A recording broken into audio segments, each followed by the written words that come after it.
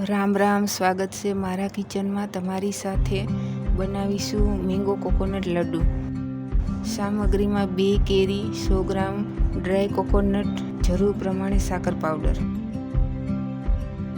આમાં આપણે દૂધ, મલાઈ, પાણી, મિલ્ક પાવડર, કલર, કોઈ પણ પ્રકારનું ફ્લેવર, કલર કે પ્રિઝર્વેશન વગર પણ 8 થી 10 દિવસ સુધી ફ્રીજમાં સ્ટોર કરી શકાય છે. ફ્રીજમાં રાખવાથી તેનો સ્વાદ ખૂબ જ સારો લાગે છે. કેરીની છાલ કાઢી ટુકડા કરી મિક્સી બાઉલમાં પલ્પ બનાવીશું.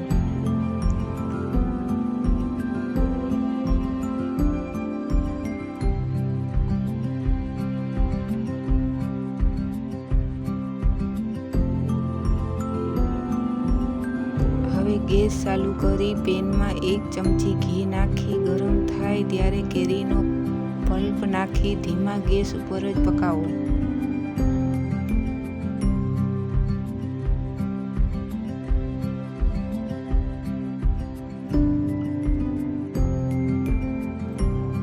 હવે તેમાં ટોપરાનું ખમણ નાખી મિક્સ કરી સાકર પાવડર નાખી 2 થી 3 મિનિટ સુધી પકાવો.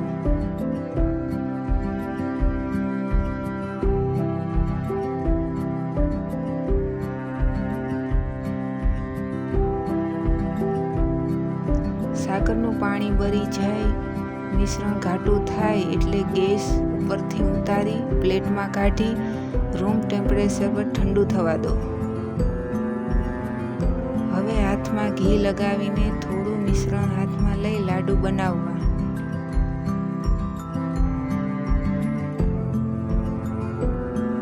અને ટોપરાના ખમણમાં રગદોળી પ્લેટમાં રાખવા.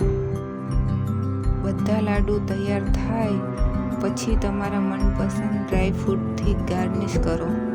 તૈયાર છે મેંગો કોકોનટ લડ્ડુ. રેસીપી સારી લાગે તો ફ્રેન્ડ ફેમિલીમાં શેર કરજો. લાઈક કરી સબસ્ક્રાઈબ કરવાનું ભૂલતા નહીં. બેલ બટન દબાવજો જેથી મારી આવનારી રેસીપી સરળતાથી જોઈ શકો. Thank you. આભાર.